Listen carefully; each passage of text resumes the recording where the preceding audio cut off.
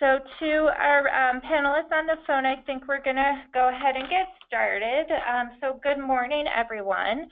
My name is Erin Flynn, and I am the ACO and Practice Transformation Director at the Department of Vermont Health Access, and I will be your host for today's webinar.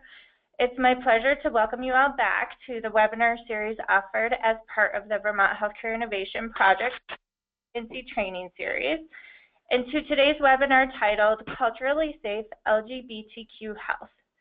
Joining me today as today's presenter is Ronika, I hope I don't mispronounce your last name, Ronika Mukherjee from Primary Care Development Corporation.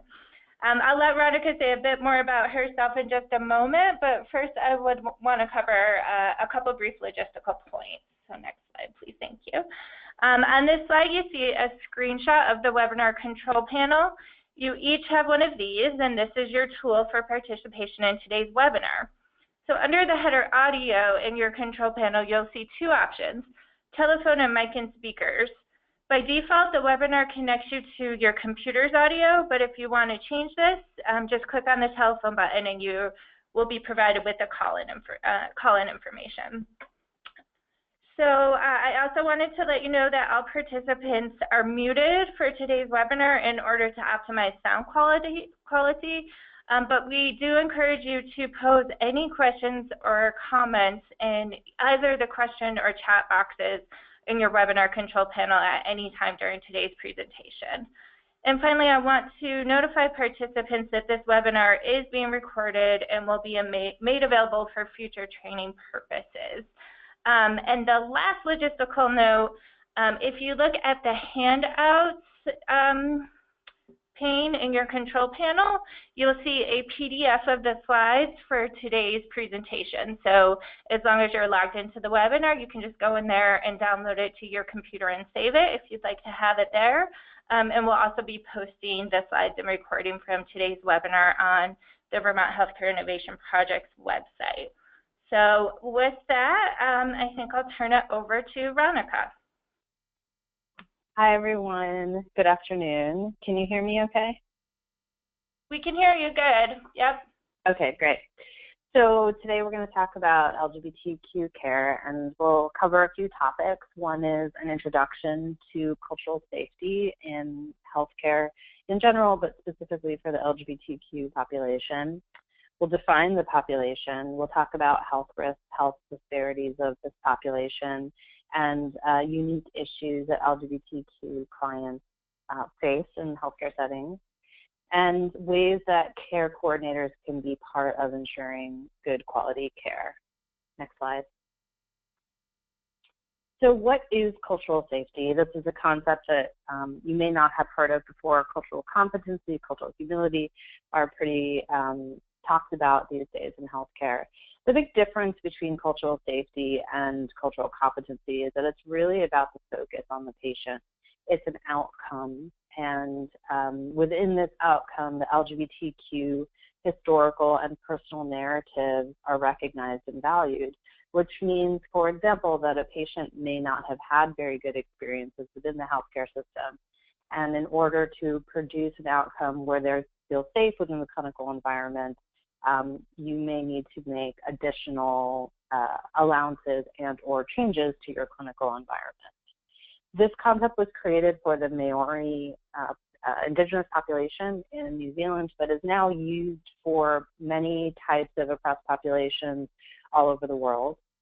And the focus, again, is does the patient feel safe? And what are some ways we know if the patient feels safe?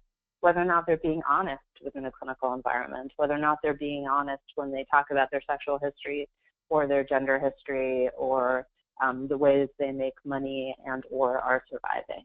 And those are all great indicators of whether or not their narrative is being respected. Next slide. So there's 5 basic tenets to cultural safety, and this chart gives you all 5. They're all P's, which is helpful. So the first one is partnerships. And partnerships, that might seem pretty obvious. It's about partnering with the client that you're working with, but it's also about partnering with the community. So how do LGBTQ patients, clients, individuals find care coordinators. How do they get hooked into the healthcare system? There might be some rote, systematized ways, and then there also will be preferences among clients for care coordinators who express an ability to partner with a person as they approach their healthcare process in a way that is relevant to their healthcare. It's about collaborating with LGBTQ communities, which can mean using resources that are available within your local community, offering your services and offering your expertise, and respecting and incorporating the client's knowledge into their healthcare. A client knows a lot about their healthcare needs. They might not have the exact knowledge, or I should say language, to facilitate their healthcare, but how do we partner so that we understand what they're trying to express with us? And that sometimes can mean asking more direct questions. Protocols is about, thanks. So protocols are about asking clients about their cultural norms and also struggles, including within the healthcare system. What has happened to them before? For example, I've had multiple transgender patients who come in and told me that instead of being offered hormones, they were given a religious sermon, or I had one client tell me that they were handed a Bible page instead of being given hormones. And in order for us to give good care to a person who has been, whose life and practices have been devalued, we have to understand what the practices are and what are their daily protocols. Process is about engaging in mutual learning. Is this client getting what they need? Are they getting it 3 months from the initiation of their care? Are they getting it 6 months from their initiation of care? One thing I think about with this specifically is fertility. So if, for example, a transgender patient is starting hormones, they may not necessarily be thinking about childbearing. However, it is something that we should be checking in about in 6 months to a year, or periodically, so we have a very good idea of what someone's long-term goals can be or are. Positive purpose is about us as members of the healthcare team offering whatever resources we have available to achieve the goals that a client has. So this can be bringing someone to an AA meeting that is LGBTQ specific. It can be making sure that the provider that this client is seeing actually speaks to them in a way that reflects their gender or sexual identity. In personal knowledge experience, I really think this is the hardest one.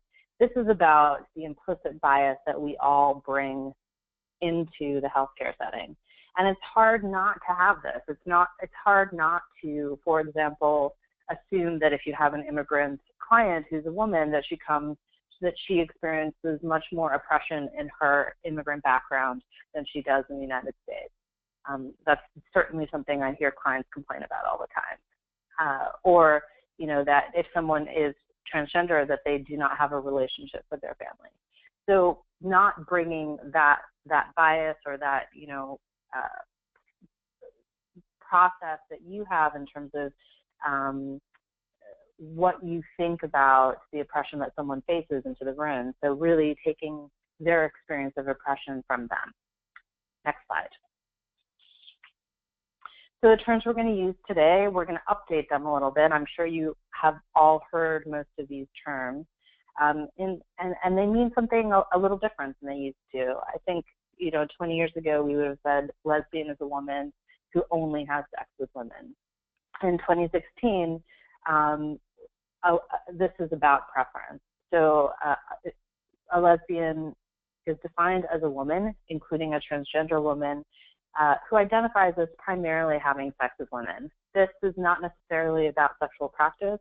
It's not necessarily about the only people that this person is attracted to, but their primary practice is to have sex with women.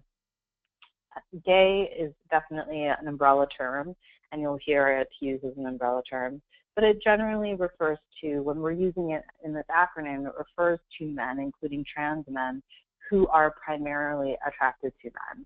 So this may mean that they are also having sex with women, but primarily they are attracted to other men. Bisexual are people who are attracted to more than one gender.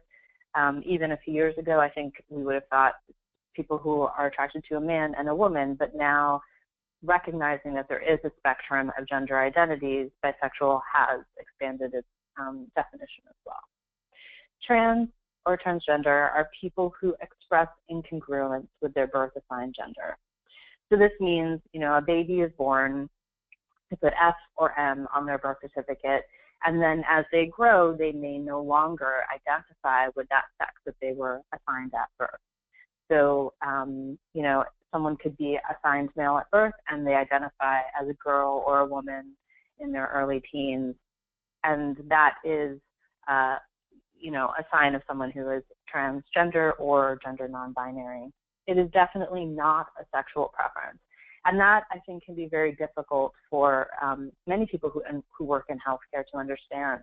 As someone experiences gender-affirming care, especially, their sexuality can change. But also, not every trans woman is going to only have sex with men. Not every trans man is only going to have sex with women. And so it's not only important in your process with the patient to evaluate this in the beginning of, or the client, the person you're working with, to not only evaluate this in the beginning of their care, but also throughout your experience with them. Queer is, this is a term that in the 70s was considered very negative, but now it's much more common of a term, especially amongst youth. Many kids between like 17 and 25, maybe that's not kids anymore, will consider themselves queer as opposed to gay or lesbian, and it's really about a non-heterosexual sexual identity, a fluid identity, although any of these can be fluid. And it can also be a political identity to say that this person, this client, has a connection with other people whose sexuality and or gender are not heteronormative or cisgender, non-transgender. Okay, next slide. Oh, here's the video.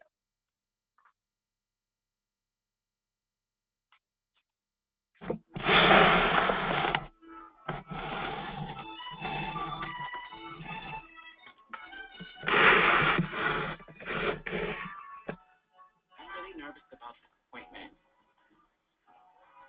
I haven't been to a doctor in years.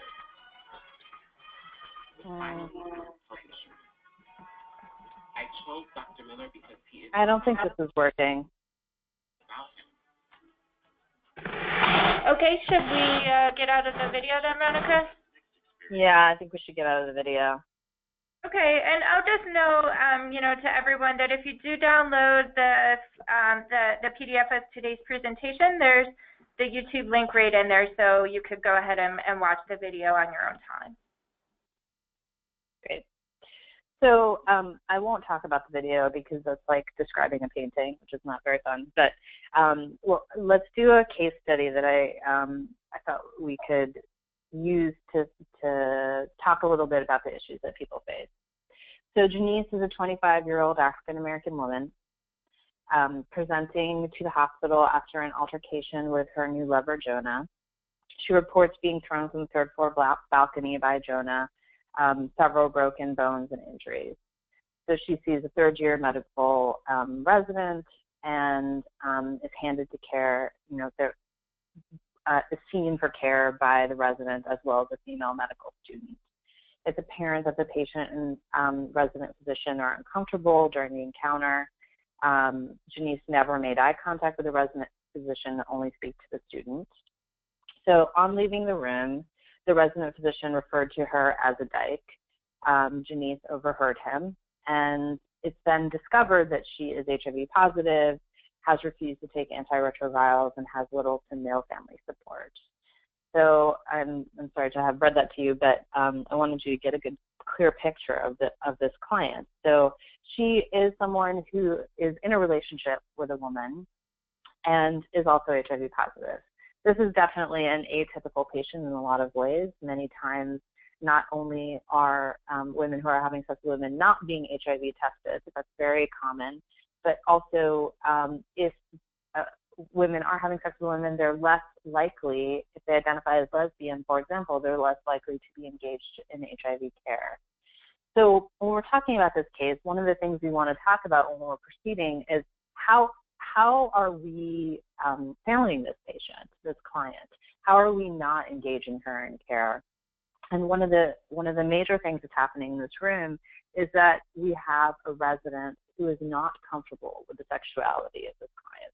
And so, therefore, part of what needs to happen is education to the medical staff. Maybe that's not something that would necessarily, happen within this moment, but it is an important long-term plan. In terms of her care, she needs not only competent care to address the domestic violence experience that she's having, but also to offer her HIV care if this is something that she wants. How can we identify the barriers to care? I think one of the major, most important aspects is actually asking her, what are your experiences? What has happened in the past for you? And, this can be for many clients, yes, absolutely, their experience of not being asked about their sexuality. But it can also be that they went into the waiting room and it was very obvious that, there was no inclusion of LGBTQ patients or clients within that setting. And that's very important. I think for someone to go into a clinical setting and feel comfortable expressing their sexuality, it has to be clear that it is a place that is safe for someone to express their sexuality. And I think for most LGBTQ individuals, that's not a very common feeling. So, putting up a sign, putting up, having a statement in the paperwork that makes it very clear that LGBTQ clients are accepted and welcome within that clinical setting is very important. If she was a trans woman, how would this change? What would her additional barrier be? And one of these huge barriers is the paperwork that people are getting. Often that paperwork does not allow people to express their gender identity. And, it says male or female, and that doesn't really tell you very much when you have a trans woman as a patient or a trans man as a patient. How could the resident physician have created a culturally safe environment? Very clear, this person did not feel comfortable with their client's sexual identity. I think talking about it, having a clear conversation that both honored this person's sexual identity as well as expressed empathy for the domestic violence situation that that Janice was facing was definitely missed in this setting. And what kind of support or resources can you get for Janice? LGBTQ centers throughout Vermont, of course, but also finding therapy, mental health resources that are going to be specific enough for her, where she will be able to be comfortable and have real conversations about her next step. Okay, next slide.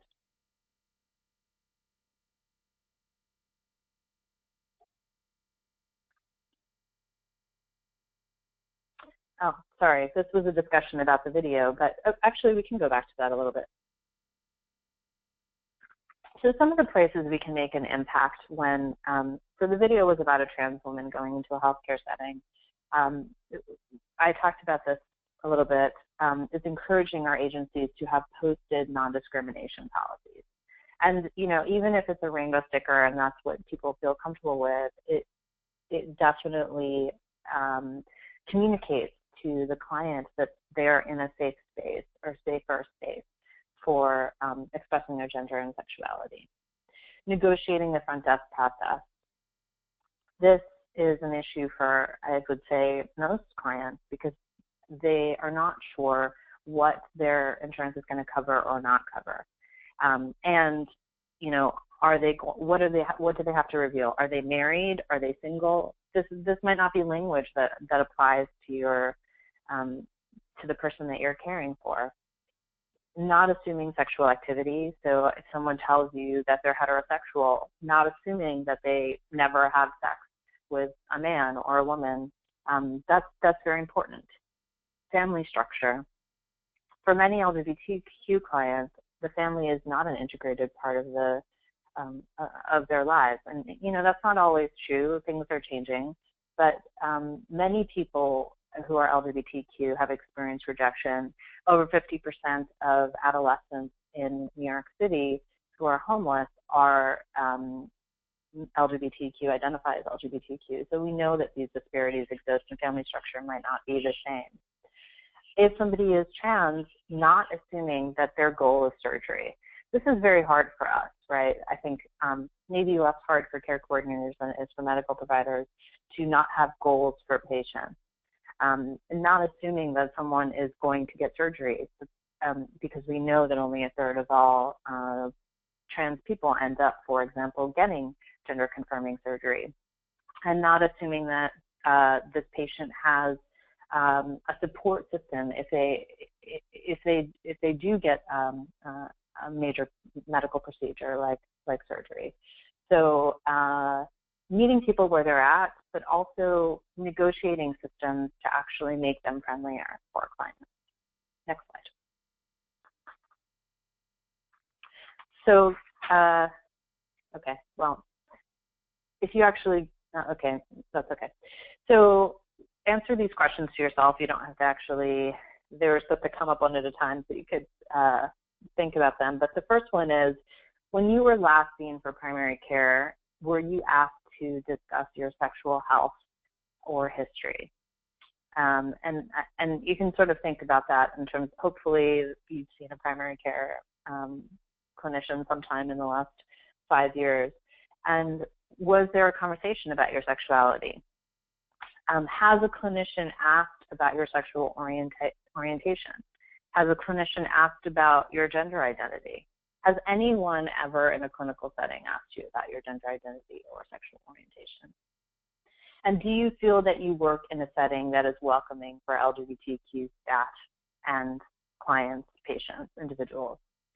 So I wonder how many of you answered yes to all of these questions. If you did, I'm very glad to hear it.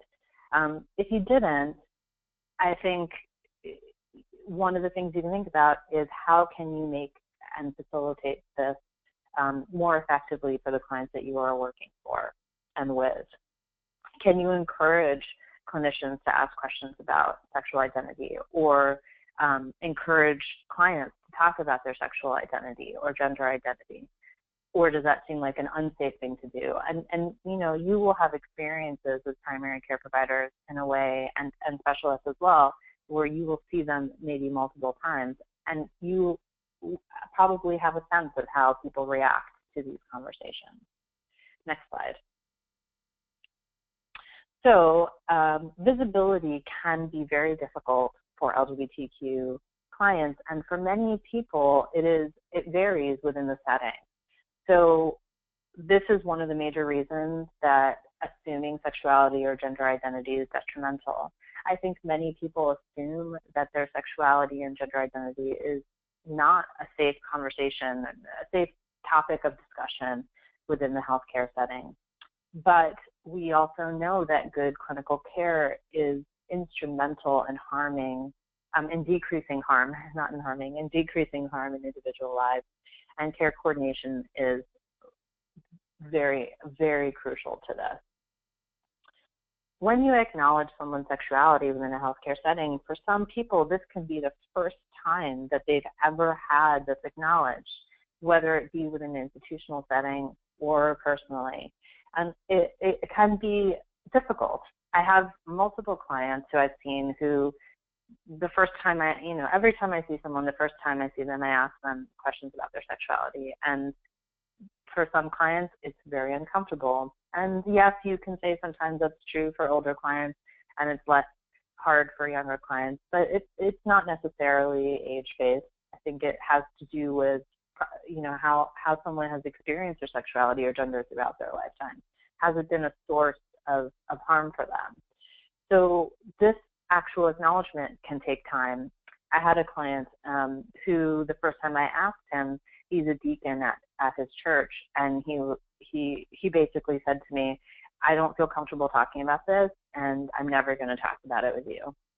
And then over time, opened up and started to express sexuality and needs for interventions and prevention more. So although we know that LGBTQ discrimination has decreased over time and there is growing acceptance, there's a lot of change that still needs to happen. Next slide, please. So, without getting too political, currently we are in an administration, or will be in an administration, that's going to be increasingly difficult for LGBTQ clients. Mike Pence has stated that Congress should oppose any effort to recognize homosexuals as a discrete and insular minority entitled to the protection of anti-discrimination laws, similar to those extended to women and ethnic minorities. And we know that this can increase harm. States that have LGBTQ anti-discrimination policies, there's a study of veterans nationally, and in the states that had anti-discrimination policies, veterans who were LGBTQ had less incidence of depression, less incidence of anxiety. So it's specifically affecting mental health as well as access to education and employment.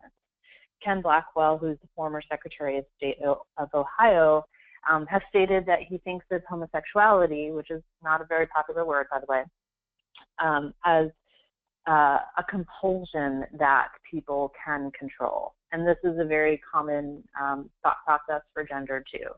Gender is an identity politics issue, and if somebody really wanted to be a man, they could be a man. If somebody wanted to be a woman, they could really be a woman.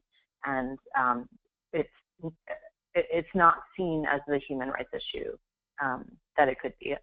Maybe not by everyone, but certainly by many conservative politicians. Next slide.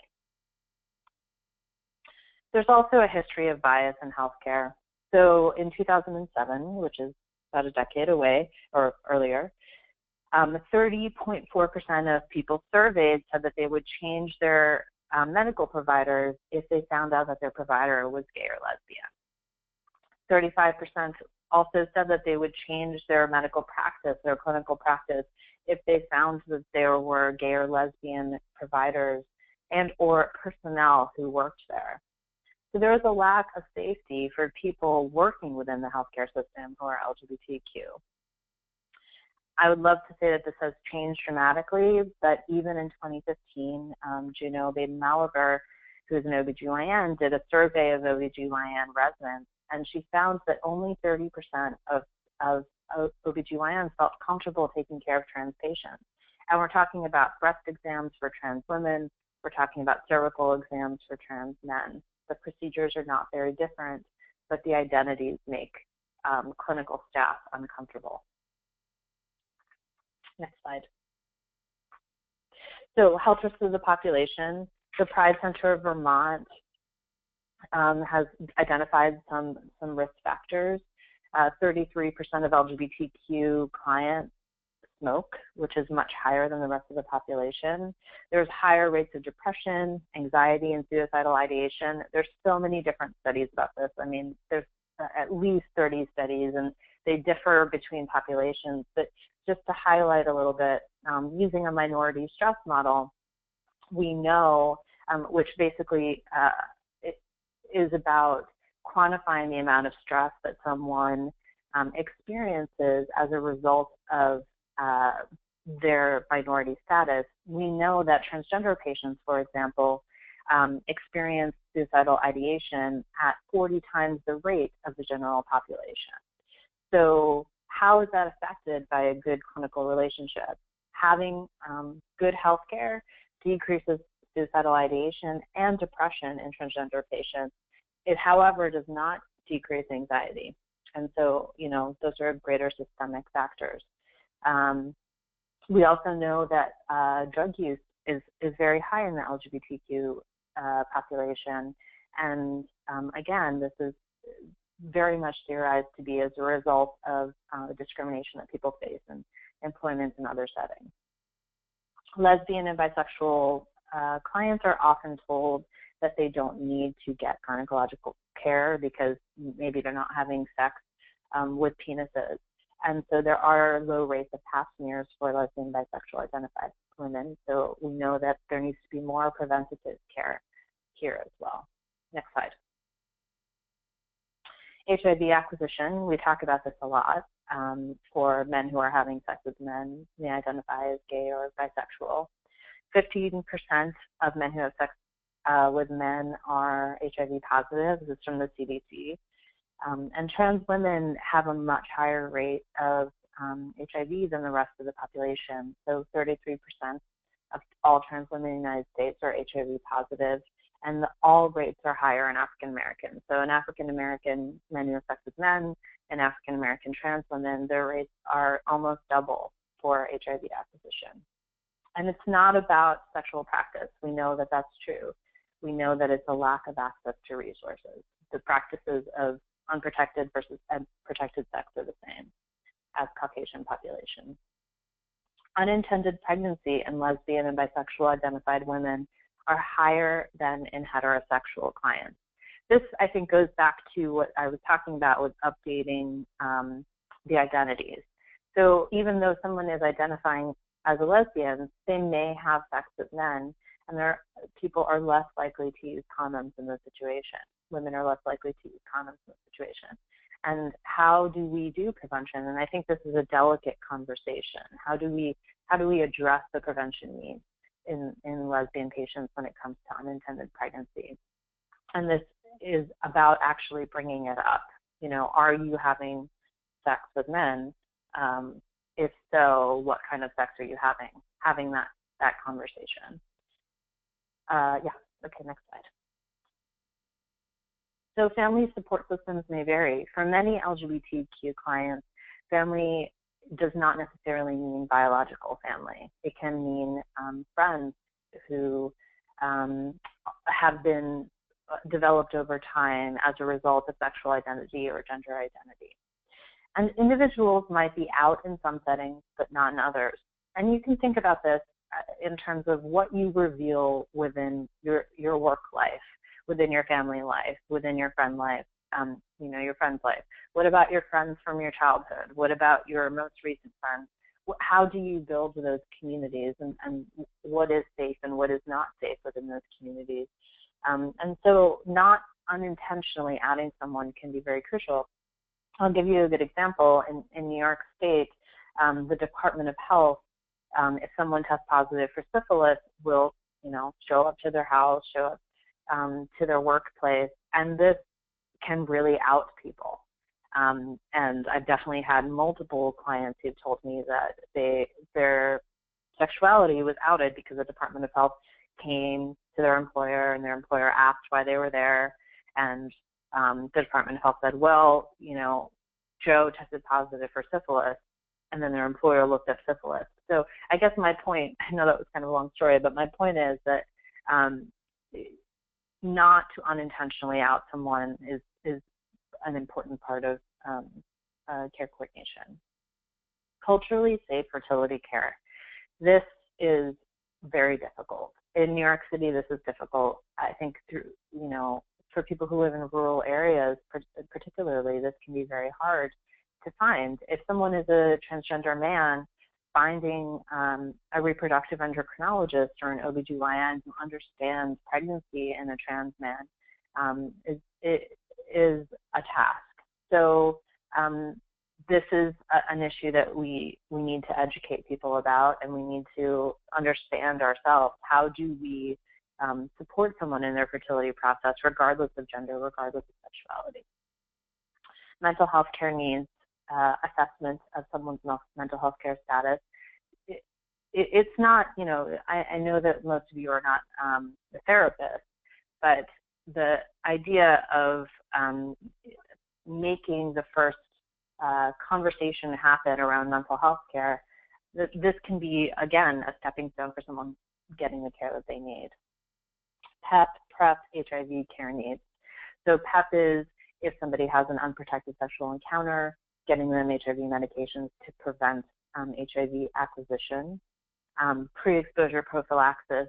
If someone is consistently having unprotected sex, or they're engaged in survival sex activities, making sure that their risk of HIV acquisition is low, can be done with a once-a-day medication.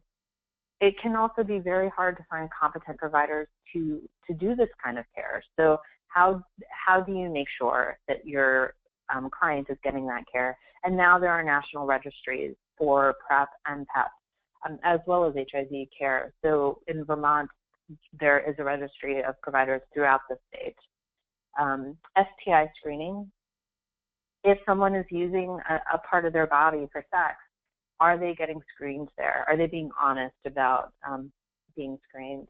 For a long time, I had a client who was, as he said, a heterosexual married man, and he came to me for care, and then he had rectal pain, and like I could not figure it out, and it turned out that he was having unprotected anal sex. And so we tested him and, treated, and that was simple enough. But if people are not actually acknowledging the way that they're having sex, also, for example, for some people, it can be a point of pride that they are only a PAP.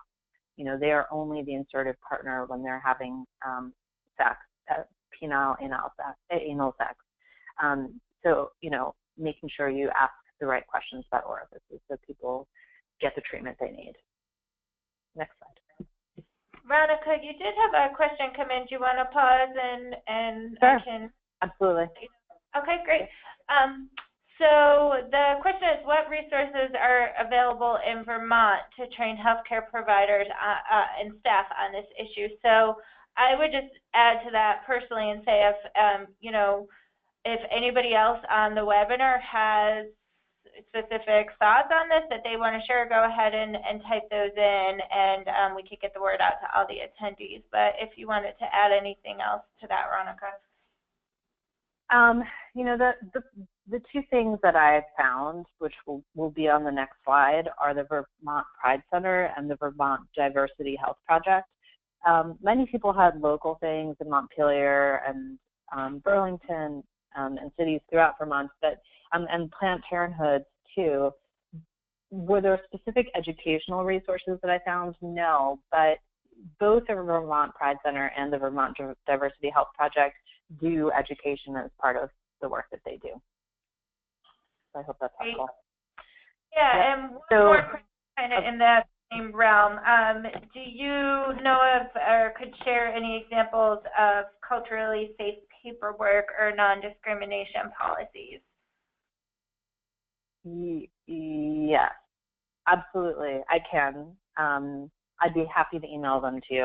I don't have them right at this moment. I actually do have them on my computer, but I bet you don't want to wait while I search. Okay, well we can do first.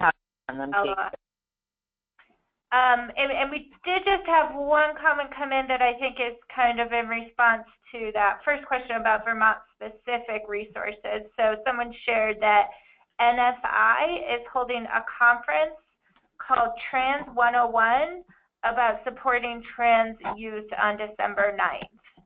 So I encourage folks to look into that and see if you can find out more information. Great. Great. Okay. All right. So case study. Dominica. So Dominica is a 40-year-old trans woman, which means she was assigned male at birth and identifies as a woman. And she's taken, this is actually a real patient of mine, she's taken various forms of estrogen from, and this is not her name, but it's a real case. She's taken various forms of estrogen from her friend for the last 20 years, sometimes a testosterone blocker. She also had medical care for a period of time, but then didn't really like her provider, so kind of came in and out of care, and has really, for the most part, taken hormones from the internet or from her friends. She has a trans male partner, so somebody who was assigned female at birth and has transitioned to male. They've been together for 6 months, and they're having unprotected sex, which means that she is using her genitalia, and she may not use this terminology, penis, to penetrate her partner, and they want to explore fertility options. What are your next steps? how do you increase cultural safety? And feel free to write in if you have answers to this, but I will, it's kind of a funny discussion with myself where I will also answer these questions. So some of the next steps are finding out exactly what it means for Dominica to have a family. So what does fertility mean? You know, does it mean necessarily that she uses her gametes, her sperm, to impregnate her partner? How old is her partner? What are the resources they have available to them? Do they have financial resources available? Are they insured and their insurance covers reproductive services as well? Finding someone in your community who is competent and culturally safe for this patient for this client to be around, for this burgeoning family potentially to be around. And how do we, if you can't find someone who's culturally safe, how do we encourage a reproductive endocrinologist to be culturally safe? Can we send them literature? Can we set up the appointment ahead of time so that they know? This is definitely something that I have done with clients, where I will have a trans male client who has to get an ultrasound, a transvaginal ultrasound, and I will call the radiologist or I will call the office and say, this is a trans male, please, respect their gender identity and make sure that you are providing care without making them feel deeply uncomfortable, and these are some ways that you can. Does everyone appreciate that conversation? No, not necessarily, but it's much better for you to have that conversation and deal with, the discomfort that that person might have than for your clients too. And how do you increase cultural safety? So, we're talking about this in terms of, speaking with the specialist office. I also think it's good to find online resources, especially if someone is isolated. How do they have conversations with maybe specialists in other states who are willing to have that conversation? And that definitely happens, where trans people will call, reproductive specialists in other states or in other cities in order to get an opinion and to have a real conversation about what their options are. Okay, I don't know if there were any comments. One more that I'll just share. So I just Googled the NFIVT conference and was able to find it pretty easily, but someone did share the website, so I'll just read it out really quick. It's, if you have a pen handy, it's www.nfivt/familycenter.org/conferences. So you can find that information that someone was sharing there. So that goes to my first bullet, which is that you all probably know your local resources the best. And there are a couple of general resources like the Vermont Pride Center and Diversity Health Project that have more local referrals on their websites as well, including providers who are culturally competent. So one of the things that we can do is model behavior. So respecting a trans patient's identity, for example, gender identity, using the right pronouns, and advocating that other people who are working with our clients do as well, is a crucial part to that client getting good care. I think that especially for people who are not transgender, when we make mistakes, we feel very embarrassed about our mistakes and spend a long time apologizing. It really doesn't help anything.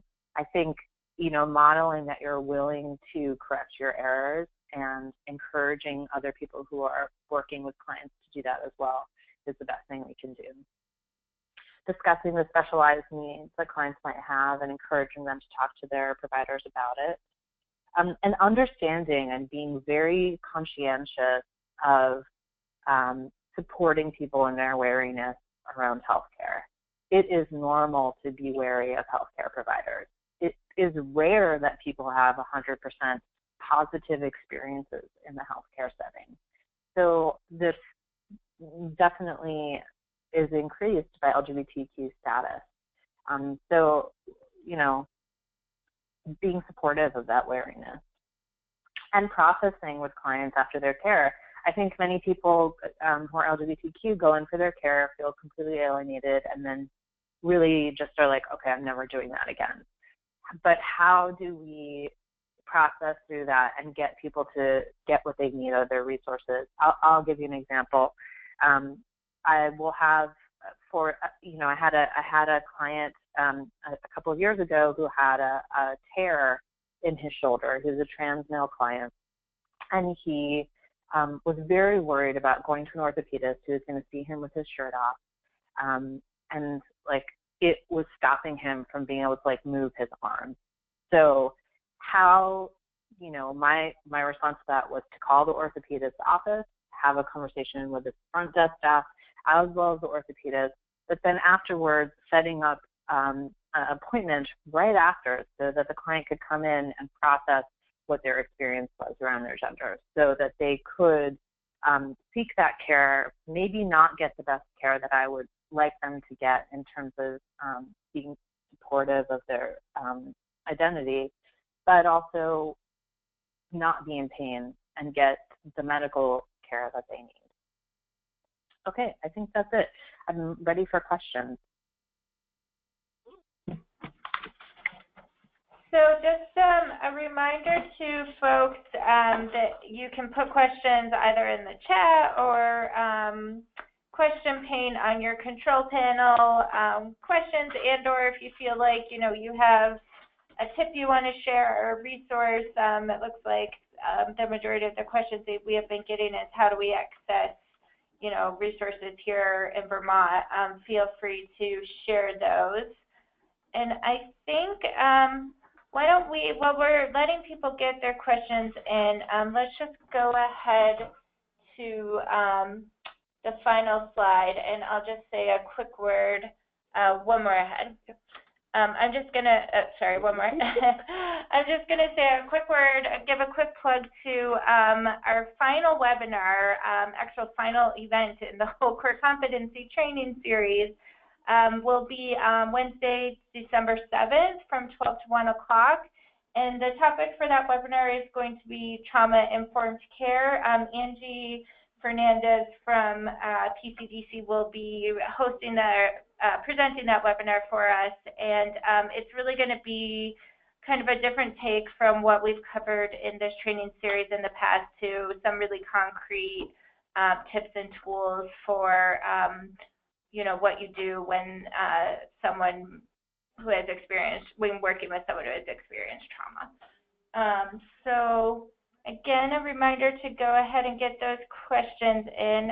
Ronica, did you maybe want to say a word about the final slide with follow-up references that people could take a look at? Yep. So the CDC statistics, you know, there's actually multiple. They didn't, you know, the CDC didn't really have a lot of information about men who have sex with men or trans women or women who have sex with women a few years ago, but now there's actually individual web pages dedicated to the care of LGBTQ populations, so that they actually have become a pretty good resource. The Fenway Institute has many training and instructional slides around LGBTQ care, and this is actually a good resource too. If you are somebody who could train a provider, you can actually use their slides. They encourage people to use their slides. This is another LGBT health education website that has articles, and this is a specific article, but lgbthealtheducation.org has many resources on it. And I also put this pregnancy and teen LGBT article on here because I think it is such a huge unmet need for women, cis women, and also trans men, the pregnancy prevention. That's it. Great. So I'm not seeing any additional questions coming in. Hi, Erin. It's Carla. Oh, yeah. Carla? Sorry, Ronica, if it's okay if I can ask you a question. I know that the care coordinators in Vermont, that some of them work with previously incarcerated people, and I guess I'm wondering if maybe you could comment on how possibly LGBTQ issues and having a past history of incarceration may intersect, and sort of any things that people should be thinking about in terms of their conversations with the people that they're working with in this situation. Yeah. Well, I definitely think normalizing that process is an important part, which I am assuming that many people are familiar with. And by that, I don't mean normalizing that people go to jail and that they should go to jail, but that many people who are from oppressed populations in the United States end up with a history of incarceration and or interactions with the criminal justice system in their history. Especially for trans patients and trans women specifically, it's very difficult to get jobs. And so many people can be involved in underground economy work. One of the ways that we can support clients is, for example, if someone is working as a sex worker, how do we make sure they are the safest that they can be? How do they avoid having interactions with police? How do they make sure that they're not going to experience violence where they don't have a safety or support network? So one thing, for example, that I will work with clients who are sex workers is that I'll say, every time you see a new person, text a friend of yours and let them know where you are, what that person's, whatever contact information you have for that person, so that you can be as safe as possible. When it comes to dealing with getting a job after incarceration, this can be very difficult. And so people might return to underground economy work. And you know, how do you support people with underground economy? And I think the focus here is harm reduction. Of course, you don't want to be like, I am so excited that you're selling drugs. No, this is not our role, and also it's not decreasing harm in anyone's life for us to be saying that. But it's also, you want clients to be able to have real conversations with you. So getting people to meetings if they need to go to meetings, if they're using coping mechanisms like drugs to actually deal with the work that they have to do, but also getting people resources like the job training programs that exist for people who are formerly incarcerated. And are all of those programs LGBTQ friendly? Absolutely not. So, you know, finding ways to increase that accessibility for LGBTQ clients. I don't know what the exact answer to that is, but I think part of it is having that conversation in the first place with those agencies. Great, thank you. You did get one more question in, Ronica. So the question is, has there ever been any consideration given to making LGBTQ cultural competency training mandatory for relicensure of MDs and allied health professionals? Great question.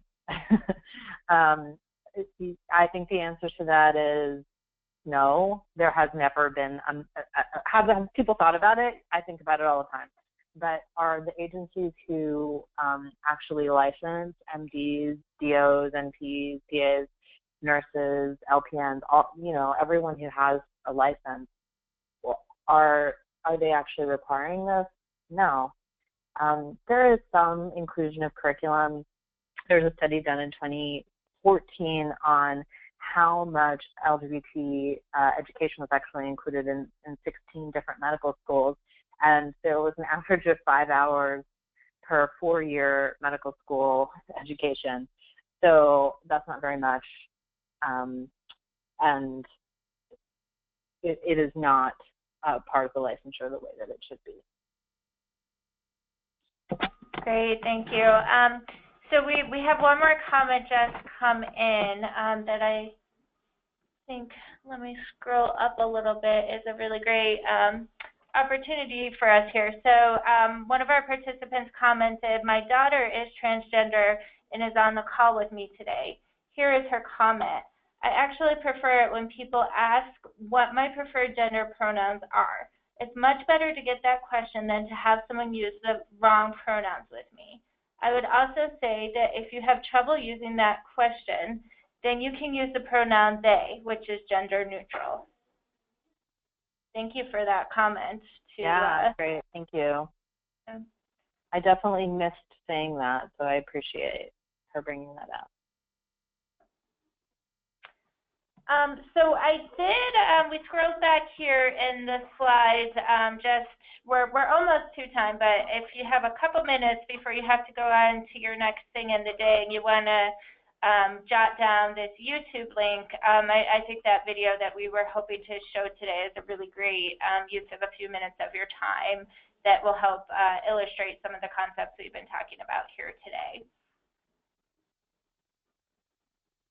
So not seeing any last minute questions coming in. I'm just going to, again, thank everyone so much for your time today, and to Ronica and Carla and all the PCDC folks on the phone. Thank you again, and I'm sure we'll all be talking soon. So have a wonderful rest of your day and a great weekend. Great. Thank you so much. Thank you. Bye.